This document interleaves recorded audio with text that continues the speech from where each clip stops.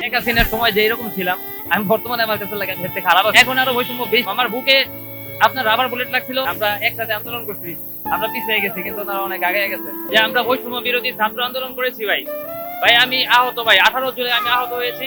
কিন্তু আমার কাছে ভাই এই পর্যন্ত অনেক বৈষম্য বিরোধী ছাত্র আন্দোলনের নেতাদের কাছে আমার এই কাগজ দিলে আমি দিয়েছি, মেডিকেলের কাগজ, যে ভাই আমি আহত হয়েছি, আমার তালিকা করে দেন। গাজীপুর থেকে অনেকে নিছে, আমাদের ইমন ভাই আছে, মোয়াসিন ভাই আছে, আব্দুল্লাহ ভাই আছে, সবারই জানাইলাম, কিন্তু কেউ আমার আপনার এই মানে আহতের তালিকা আমার লিস্টে নিয়ে দেয় নাই। এই কারণে আমি ধারে ধারে নেতাদের ধারে ধারে ঘুরতেছি। বর্তমানে আমরা আমাদের বৈষম্যের শেষ হয়নি, আমরা এখনো এই সরকারের অবস্থায় থাইকেও আমরা মানে বৈষম্যের শিকার হচ্ছি। কখন কিভাবে আমি এই আহতের তালিকাতে আবার প্রবেশ করতে পারি? আমি 18 জুলাই আহত হয়েছিলাম, আমার বুকে আপনার রাবার বুলেট লাগছিল, আর পায়েতে আমার সাউন্ড গ্রেনেড করছিল, আমার শরীর ক্ষত বিক্ষত হয়ে গেছে। আমার কাছে ভিডিও আছে, ছবি আছে, যে হাতে আছে।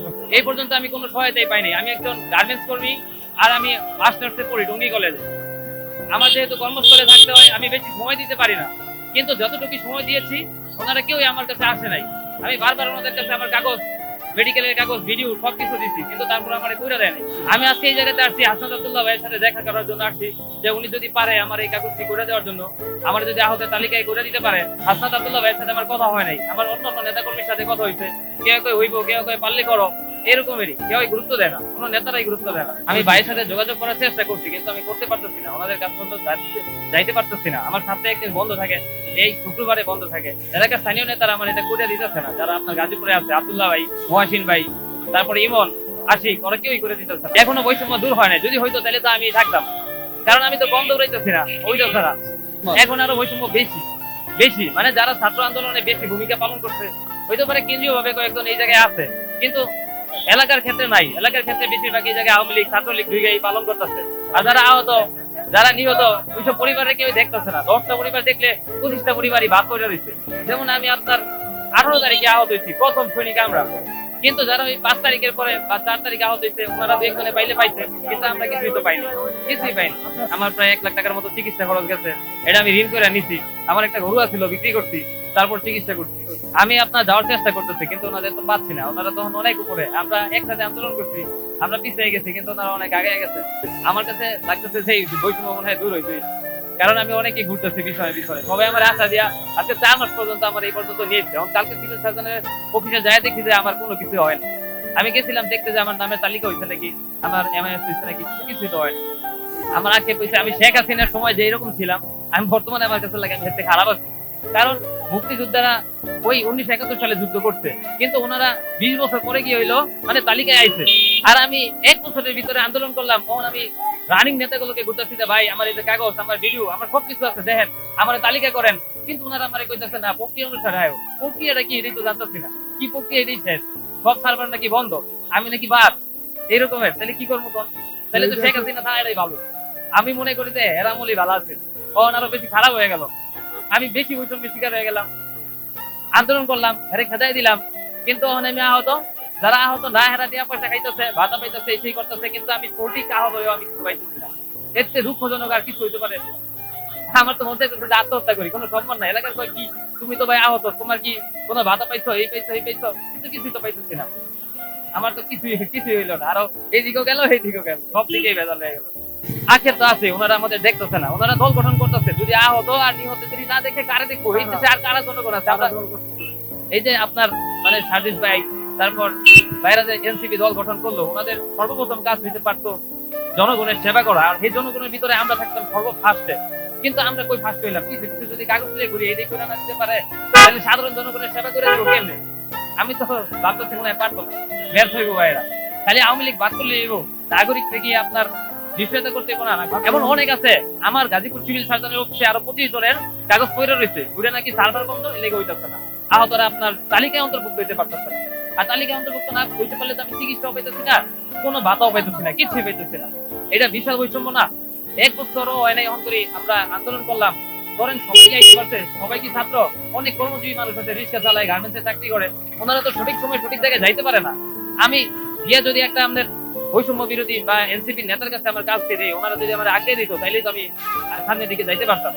আমি তো অন্য কোনো দলের কাছে যাবো না, অগণী আন্দোলন করছি, ওনাদের সাথে থাকছি। আমি তো আপনার পুলিশের 10 ফিট কাছাকাছি আসছিলাম, পুলিশ আমার পায়ের উপরে সাউন্ড গ্রেনেড মারছে, বুকে আমার আপনার এই যে গুলি করছে, বুকে বুকে এই যে আমার বুকে গুলি করছে। আমার এই জায়গায় গুলি করছে, আমার এই হাতের মধ্যে আপনার সাউন্ড গ্রেনেড লাগছে, এই যে হাতে হাতে। তাইলে আমার এর থেকে আছে আর কি আছে মৃত্যুর? আমার এই জায়গায় নাই, এই জায়গায় নাই। আওয়ামী লীগ সরকার যেমন মুক্তিযোদ্ধাদেরকে কিছুটা পরিমাণও দিয়েছিল, মানে সম্মান দিয়েছিল, আমাদেরকে এই সরকার কোনো সম্মানই দেয়নি। যদি দিত তাহলে আমি এভাবে রাস্তায় রাস্তায় ঘুরতাম না আমার অধিকার আদায়ের জন্য। আমি আজকে কোনো অধিকারই পাচ্ছি না, আমি একজন ব্যর্থ। রাষ্ট্রের জন্য আমি শরীরের রক্ত মাংস সবকিছু দিয়েছি, কিন্তু এই রাষ্ট্র আমাকে একটু পরিমাণ সম্মান চিকিৎসা কিচ্ছু দিচ্ছে না। আমি বর্তমানে খুব খারাপভাবে জীবনযাপন করতেছি, অসম্মানের সহিত। আমাকে আমার সমাজের মানুষ বলতেছে যে এই সরকারের জন্য তুমি এত কিছু দিয়েছো, কিন্তু সরকার কি তোমাকে কিছুই দেয়নি। আমি কোনোভাবেই মানে মুখ দেখাইতেই পারতেছি না। এই সরকারের বৈষম্য দ্বারা আমি মারাত্মকভাবে শিকার। আমি এই দেশকে ভালোবাসি, এই দেশের জন্য আমি আবারও জীবন দিব, কিন্তু দেশের জন্য আমি যা করেছিলাম তখন আমি ভেবেছিলাম যে এই সরকার ভালো কিছু করবে জনগণের জন্য, জনগণের প্রতিটা অধিকার তুলে ধরবে, কিন্তু এই সরকার কিছুই করে নাই। এখন দেখা যাচ্ছে যে এই সরকার ব্যর্থ হবে, খুবই তাড়াতাড়ি এই সরকার ব্যর্থ হবে। যদি আহতদের এবং নিহত পরিবারদেরকে সম্মান না দেয় তাহলে এই সরকার স্থায়ী হবে না। যে জাতি আপনার মানে শহীদদেরকে এবং যোদ্ধাদেরকে বিপ্লবীদেরকে সম্মান দিতে জানে না, সে জাতি এবং সে নেতৃত্ব টিকসই হয় না। কষ্ট হচ্ছে একটাই, যেমন 1971 সালে যারা যুদ্ধ করছে দেশের জন্য, ওনাদের একটা সম্মান আছে, সারা পৃথিবীর মানুষ ওনাদেরকে চিনে, বাংলাদেশের মানুষ ওনাদেরকে চিনে, ওনাদের সম্পর্কে আমরা জানি, বই খাতায় পড়ছি। এখন ওরা যে একটা জুলাই মাসে যে একটা আন্দোলন হয়েছে, এখন 71-এর মতো বড় না হলো যেটাই হোক, আমি চাই যে যথাযথ সম্মান পাক, কারণ ওর তো গুলি লাগছে, এটা তো আর এমনি এমনি না যে একটু মারামারি করতে গেছি ব্যথা পাইছি, এটা ও দেশের জন্য কিছু করতে গেছে। এইখানে একটা ওরে মানে ওই আন্দোলনে যাওয়ার পিছু অনেক গল্প আছে। ও সব সময় বলে যে ফিলিস্তিনি আন্দোলন হয়, ফিলিস্তিনিতে যাইতে চাই। তো যেই দিন নাকি এরকম আন্দোলন হইতেছিল, আমি বলছি যে ফিলিস্তিনে তো যাইতে পারবা না, সম্ভব না, তাহলে তুমি এই জায়গায় যাও, যদি মারাও যাও সমস্যা নাই, আমাদের একটা বাবু আছে 1 বছরে। আমি বলছি আমি যেহেতু পড়াশোনা করছি আমি ওরে চালাইতে পারবো, তুমি দেশের জন্য মানে আমি দেখতেছিলাম যে কিছু ভাই, আবু সাইদ ভাই মারা যাওয়ার পরেই ওরে আমি পাঠাইছিলাম। আমি বলছি যে আমার বাচ্চা, আমি লেখাপড়া যেহেতু করছি আমি চালাইতে পারবো যেভাবে হোক, তুমি গিয়া দেশের জন্য কিছু করো। এখন আল্লাহর হুকুম যে ওরে আল্লাহ বাঁচাই দিছে, কিন্তু বাঁচাই দিছে যে এখন যে একটা সম্মানের সহিত বাঁচবো। কেউ যখন শুনে যে আমরা ও বৈষম্যবিরোধী ছাত্র আন্দোলনে গেছিল, মানে তিরস্কার করে মানুষ, যে ওর কি এটা কি জিনিস, এমন করে, কোনো সম্মান নাই। ওর কয়দিন আগে ওকে ডাকাই ভাইবা মারছিল, মানে কি জন্য বলছে যে ও বৈষম্যবিরোধী ছাত্র আন্দোলনের ছাত্র, ওই জন্য ওকে ডাকাই ভাইবা মারছে।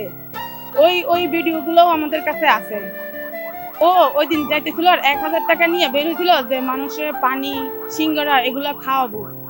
এরপরে ও আসার পরে দেখে কি পুলিশ মানে ছাত্রদেরকে ইচ্ছা মতো মারতেছে। ওর মাথা তখন ঠিক আছিল না যে এভাবে মারতেছে।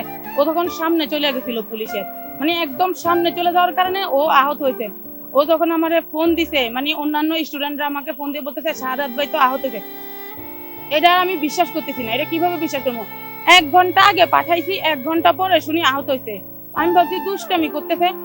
পরে শুনি আমি আমার বাবার বাড়িতে ছিলাম, বাবার বাড়ি থেকে তাড়াতাড়ি শ্বশুর বাড়িতে আসছি।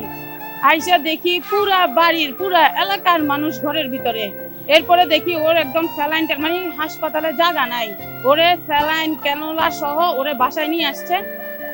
আমাদের আবার মানে একটু আমরা নিজেরাই ইয়া করছি। ও 18 দিন লুকায় ছিল, 18ই জুলাই থেকে 5ই আগস্ট পর্যন্ত ও লুকানি ছিল, কারণ ওই যে যারা গুলি খাইছে তাদেরকে হাসিনা ধরে নিয়ে জেলে ঢুকেছে। এখন ও যেহেতু বাইচেই গেছে, ওর বউ বাচ্চা বাপ মা রেখে কি ও জেলে হাসিনার মার খাইবো, ওই জন্য ও লুকাইছিল অন্য বাড়িতে। এই লুলা পা হাত পা লুলা নিয়ে ও হাসপাতালে গেছে, ওটা ও লুকায় ড্রেসিং করার জন্য হাসপাতালে যাইতে হয়েছে। ও চাকরি করতো, ওই জায়গায় ওর অফিসাররা ওরে ছুটি দিত না, এই অবস্থায় ওর চাকরি করতে।